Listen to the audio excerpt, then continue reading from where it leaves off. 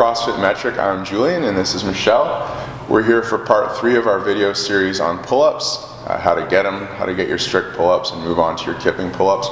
So we want at least 5 strict pull-ups before we move on to kipping pull-ups, just because it's really important for you to have the upper body strength and the strength in the connective tissue, your lats and your pecs and your rotator cuff, to be strong enough to sustain the movement of the kip, which when you're doing a kip, you're potentially coming down at 3 times body weight at the bottom, and so you want that connective tissue to be strong enough to overcome or reduce the chance of injury. So we have a minimum of 5 pull-ups. We've discussed in video 1 and 2 how to get your first pull-up. Once you're able to do a controlled descent for 30 seconds, you should be able to do your first pull-up. So looking at your first pull-up, the way you want to start is with chin-ups actually, which is the grip facing you. And the reason you want to start there with the eccentrics that we worked on in video 1 and 2, as well as what we're talking about today, is because you're about 20% stronger. Most people are going to be about 20% stronger with the palm facing you. This is a supinated grip, and it's actually technically a chin-up. When the palms are facing away, that's a pull-up. But the problem with the palm facing away is you can't generally recruit as much of the bicep muscle, so they're more challenging. So initially, to get your first pull-up, I would recommend you train this grip that's stronger, the chin-up grip.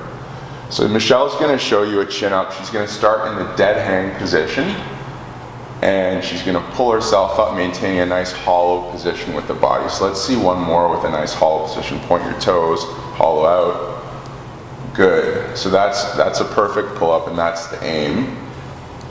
So come down from there. So she was able to get her chin well over the bar, elbows were retracted, shoulder blades were down, and then she was holding a nice hollow position, which you should train so that it progresses and it'll carry over well to your kipping, which is the ultimate goal here. So Michelle just showed you 2 strict chin-ups with the palms facing her. Now she's going to show you 2 strict pull-ups, palms facing away.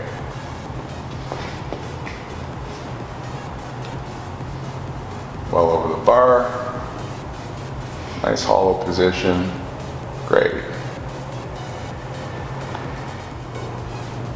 Hi, so let's say you've worked through our progression here and you're trying to get multiple pull-ups. You have your first one, you're trying to get 2. So the best way of going about that in our experience is to find a way to prolong the time under tension for that first pull-up.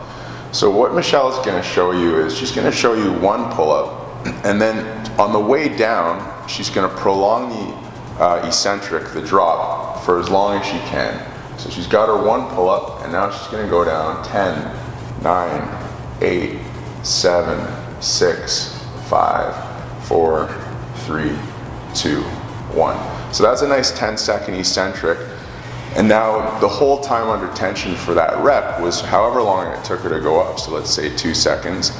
The pause at the top, which she might have held for another second, and then finally the 10-second eccentric. So the whole pull-up took 13 seconds. So she's given herself 13 seconds of time under tension.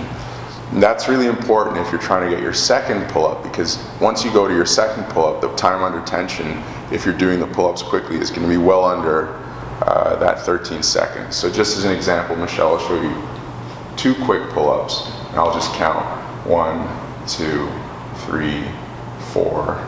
So there you have it. So that whole thing took 4 seconds. She's already trained her body to take up to 13 seconds of time under tension. So if she trains the single pull-up with that prolonged eccentric, and then she goes and rests to allow those muscles to recover in the training session for 2 to 3 minutes, comes back and repeats for up to 8 rounds per session, say 3 times a week, she'll quickly get up to 2 reps, and then she can build on that by doing the exact same thing, lowering herself slowly on that second rep down. And that's how you can build from 1 to 2 to 3 to 4 pull-ups. And eventually, once you have 5, you can move on to the next series, or the next video in our series, which is the kipping pull-up, gymnastics kipping pull-up. So thanks for watching, and we'll tune in for the next one.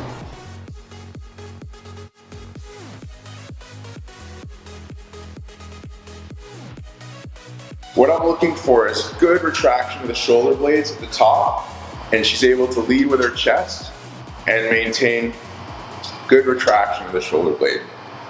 2, 1. Okay, great.